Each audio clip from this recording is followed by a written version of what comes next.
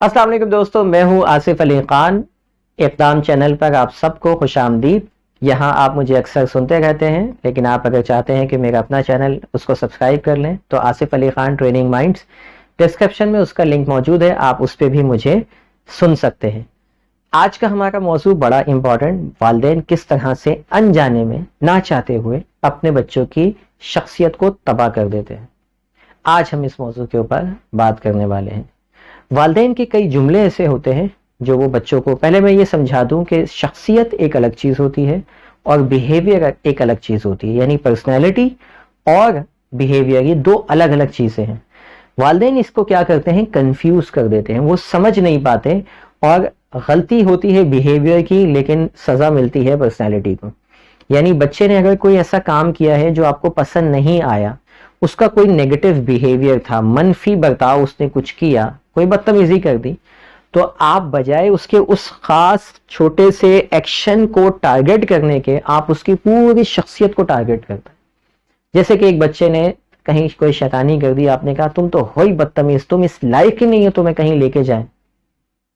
भाई एक छोटा सा बिहेवियर था, हो सकता है 2 मिनट का 1 मिनट का वो एक क्लिप हो, जो बच्चे ने जो है वो उठा के कोई प्लेट जो है वो नीचे फेंक दी, मुश्किल से 5 सेकंड लगे होंगे इस काम में, ये एक एक्शन था। उसकी 1000 अच्छी चीजों को छोड़ के आपने उसको बदतमीज भी करार दे दिया और आपने ये भी कह दिया कि तुम तो इस जगह पे लाने के लायक ही नहीं। यानी पूरी शख्सियत के ऊपर टारगेट किया कि ये बच्चा इंतहाई नेगेटिव मनफी शख्सियत का मालिक। बच्चे का एक बिहेवियर खराब था, आपने कहा तुम्हारे अंदर तो खुद एतमादी नहीं है, कॉन्फिडेंस नहीं है, निकम्मे हो, नालायक हो। ये टीचर अक्सर ऐसे जुमले इस्तेमाल करते। यानी बच्चे ने अगर एक सवाल का जवाब नहीं दिया तो वह निकम्मा भी हो गया, नालायक भी हो गया। 50,000 अच्छी क्वालिटीज होंगी उसमें। पर्सनैलिटी कितनी बड़ी आपको पता है? Sigmund fraud, father of psychologist जिसे कहा जाता है, तो साइकोलॉजिस्ट का बाप जिसने पूरी इजाद की है, 27 वॉल्यूम्स लिखे, इतनी मोटी मोटी 27 किताबें सिर्फ पर्सनैलिटी के ऊपर। लिखते लिखते मर गया, पर्सनैलिटी को पूरा डिफाइन नहीं कर गया। अभी भी बहुत काम है इसमें। इतनी बड़ी होती है पर्सनैलिटी, शख्सियत, जिसको हम सिर्फ एक बिहेवियर से नाप लेते हैं और एक ही बिहेवियर से उसको सजा भी दे देते हैं और उसकी पर्सनैलिटी भी बता देते हैं। कुछ लोग तो कहते हैं मैं शक्ल देख के शख्सियत बता देता हूं।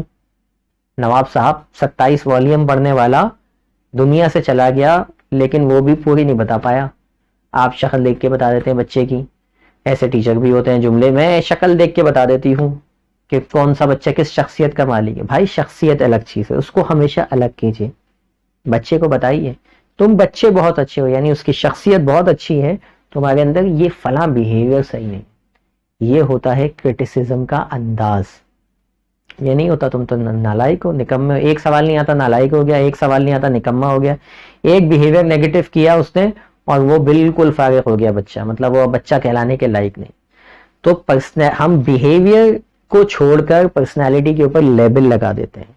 कॉन्फिडेंस नहीं है, नालायक है, निकम्मा है और बहुत ही ज्यादा कोई बदतमीज है, जिद्दी है।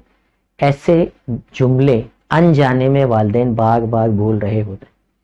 अच्छा, एक और साइंस का, माइंड साइंस का उसूल सुन लीजिए। एक होता है परसेप्शन, यानी आपका ख्याल, आपके जहन में कुछ ख्याल आया, जब आप उसको बार बार रिपीट करते हैं वो आपकी प्रोजेक्शन बन जाती है। ख्याल आया, आपने जाके, मिसाल के तौर पे आपका अपने बारे में ख्याल आया, यार मेरे अंदर कॉन्फिडेंस नहीं है, अभी ये ख्याल आ रहा है बार बार, आपने जाके लोगों को बताना शुरू कर दिया। अपने दोस्त को बताया, यार मुझे लगता है मेरे अंदर खुद एतमादी की कमी है। फिर दूसरे को बताया, फिर दिस इज कॉल्ड प्रोजेक्शन, कि आप बार बार लोगों को बता रहे हैं।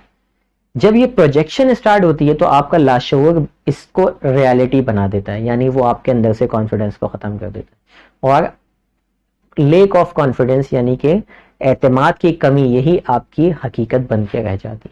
सेम काम आप बच्चों के साथ करते हैं। जब आप कहते हैं कि तुम तो हो ही जिद्दी, तुम तो हो ही जिद्दी, रिपीट करते हैं बार बार। रिपीट से मुराद ये नहीं कि उसी वक्त, मतलब अलग अलग मौकों पर, आज भी बोल दिया, रात में फिर बोल दिया, तीसरे दिन फिर बोल दिया, एक हफ्ते बाद फिर बोल दिया, तुम तो हो ही जिद्दी। ये आप आहिस्ता आहिस्ता क्या कर रहे हैं, उसकी शख्सियत पे लेबल लगाते जा रहे हैं। अब उसकी शख्सियत पे लेबल लग गया जिद्दी का। परसेप्शन था, रिपीटेशन से प्रोजेक्शन बना और प्रोजेक्शन के बाद आपने उसकी रियलिटी बना दी। ये माइंड साइंस का उसूल है कि ये इस तरह से रियलिटी बन जाती है। इसी को आप रिवर्स भी कर सकते हैं, यानी पॉजिटिव पर्सनैलिटीज, पॉजिटिव रियलिटीज भी ऐसे ही क्रिएट होती हैं। आप बच्चे को बोलें कि तुम बेटा बहुत एनर्जेटिक हो, क्लास में आप देखें जिस बच्चे को टीचर बार बार तारीफ करती है वो बच्चा वाकई अच्छा हो जाता है, वो बदतमीजियां भी छोड़ देता है। क्यों? क्योंकि टीचर बोलती रहती है उसको गाहे बगाहे किस अलग अलग मौकों पर। प्रोजेक्शन, परसेप्शन से प्रोजेक्शन बनता है, प्रोजेक्शन से वही उसकी बच्चे की रियलिटी बन जाती है। हमने तो यही देखा, जिसको टीचर बदतमीज बोला करती थी वो आखिर तक, मैट्रिक तक बदतमीजी रहे स्कूल में, और जिनको अच्छा बोला जाता था वो एंड तक अच्छे ही रहे, क्योंकि कॉन्स्टेंटली आप रीइंफोर्समेंट कर रहे हैं माइंड के अंदर, यानी उसके माइंड के जहन के अंदर कोई बात आहिस्ता आहिस्ता डाले जा रहे हैं। ये पॉजिटिव या नेगेटिव अफर्मेशन कहलाती है। जब आप पॉजिटिव चीजें डाल रहे होते हैं इनडायरेक्टली तो वो पॉजिटिव अफर्मेशन कहलाती है, जब आप नेगेटिव डालते हैं तो नेगेटिव अफर्मेशन बनती है वो।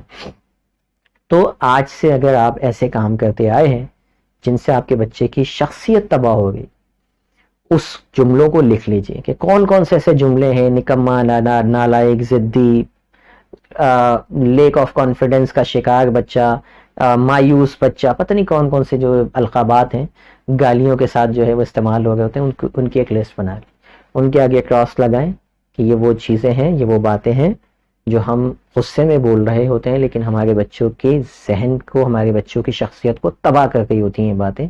आज से हम ये नहीं बोलेंगे। इसके बाद एक और लिस्ट बनाएं जिस पे आप 8 से 10 क्वालिटीज लिखें जो आज से आप रिपीट करेंगे उसके सामने बार बार। जैसे कि मेरा बच्चा बड़ा एक्टिव है, मेरा बच्चा बड़ा स्मार्ट है, मेरा बच्चा बड़ा जो है वो उसके काम की तारीफ करनी है। जब वो कोई काम करे ऐਵੇਂ ही तारीफें नहीं करनी कि मेरा बच्चा खूबसूरत बहुत है। खूबसूरती का कोई मेयार नहीं होता, इससे उसकी कोई क्वालिटी नहीं बढ़ेगी। ऐसी चीजों की तारीफ ना करें। जब वो कोई एक्शन करे उसके एक्शन की तारीफ करना, ये बात आप जहन में रखें, वरना बच्चा खुद क्या कहते हैं वो ओवर कॉन्फिडेंट हो जाएगा। बहुत ज्यादा जो है वो ओवर कॉन्फिडेंस होना भी वो लेक ऑफ कॉन्फिडेंस से ज्यादा खतरनाक होता है ओवर कॉन्फिडेंट। तो ऐसा ना कीजिएगा, सिर्फ उसके जो पॉजिटिव एक्शन है उसकी तारीफ करनी है आप। 10-12 सोचिए, इमेजिन में, फॉर एग्जांपल मेरी वालदा, मुझे याद है आज तक मेरी वालदा मुझे अक्सर कहती थी जब मैं छोटा था, 6-7 साल का था, कि मेरा बच्चा लीडर बनेगा, इसके अंदर ऐसी क्वालिटीज हैं, ये बच्चा देखना कायदाना सलाहियतें हैं। मुझे उस वक्त तो लीडरशिप का मतलब भी नहीं पता था, लेकिन खुदा का करना हुआ कि चीज़ें जो आहिस्ता आहिस्ता बनी, या जो जॉब्स मैंने की, या जो भी काम आज तक कर रहा हूं मैं, उसमें मैं लीडरशिप पोजीशन पर ही हूँ। आज भी मैं वो काम कर रहा हूँ जिसमें मेरे अंडर में कई लोग काम कर रहे होते हैं। तो कुदरती तौर पे कह लें, या मेरे वालदा के चूंकि बिलीव ऐसा बना हुआ था, तो ऑटोमेटिकली मेरी शख्सियत वैसी ही परवान चढ़ी, और लीडरशिप मेरे लिए बहुत आसान है कि मैं बड़ी आसानी से कर रहा होता हूँ। दूसरा, मेरी वालदा जो है वो इस एक जुमला कहती थी कि ये जो है बड़े बड़े ये जलसे करेगा, ये देखना, इसको बोलने का इतना शौक है, ये जलसे करे।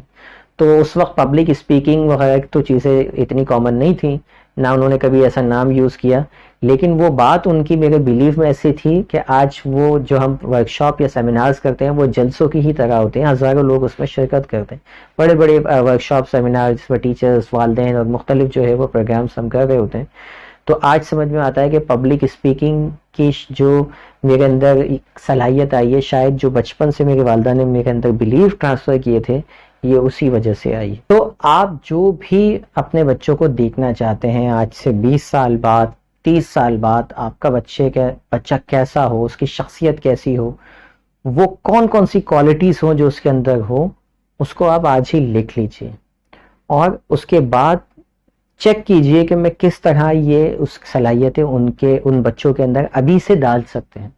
उसकी क्या करनी है आपको, मिसाल के तौर पे 10 क्वालिटीज आप अपने अंदर बच्चों के अंदर देखना चाहते हैं कि भाई बच्चा मेरा लीडरशिप स्किल्स होनी चाहिए, कॉन्फिडेंट होना चाहिए, ईमानदार होना चाहिए, और बच्चे का जो है वो एनर्जेटिक होना चाहिए, वगैरह वगैरह।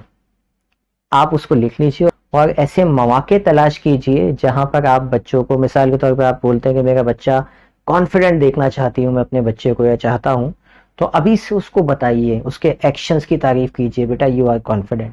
अब ये आहिस्ता आहिस्ता ये परसेप्शन उसके अंदर जब प्रोजेक्शन बनेगा तो ये उसके जहन में ट्रांसफर होता रहेगा, और कुछ अरसे बाद ये उसकी रियलिटी बन जाएगी। तो 10, 15, 20 क्वालिटीज जो भी आप चाहते हैं उसको, उसके लिए मौके तलाश कीजिए, ताकि आप ज़्यादा से ज़्यादा उसको उसके जहन में ये अफर्मेशन डालते रहें और उसकी शख्सियत बनाते रहें, और वो तमाम जुमले जो आप उसकी शख्सियत को तबाह करते हैं जिससे उसको आज से ही क्रॉस कर दें। उम्मीद है ये लेक्चर आपको पेरेंटिंग के हवाले से काफ़ी मदद देगा। जुबैर भाई के चैनल इक़दाम को लाजमी सब्सक्राइब कर लीजिए अगर नहीं किया है, और साथ ही मेरे चैनल आसिफ अली खान को भी सब्सक्राइब कीजिए। अगली वीडियो में इंशाल्लाह आपसे मुलाकात होगी। अल्लाह हाफिज़।